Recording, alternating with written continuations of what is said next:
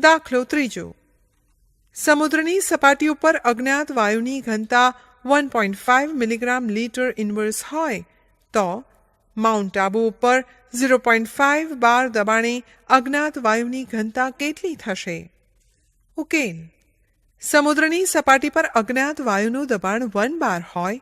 હવે બોયલના નિયમ મુજબ d1/p1 d2/p2.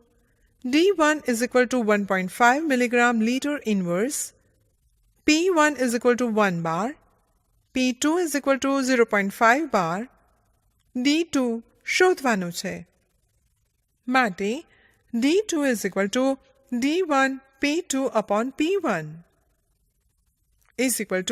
1.5 into 0.5/1 0.75 milligram litre inverse. માટે અજ્ઞાત વાયુની ઘનતા 0.75 મિલીગ્રામ લીટર ઇન્વર્સ થશે.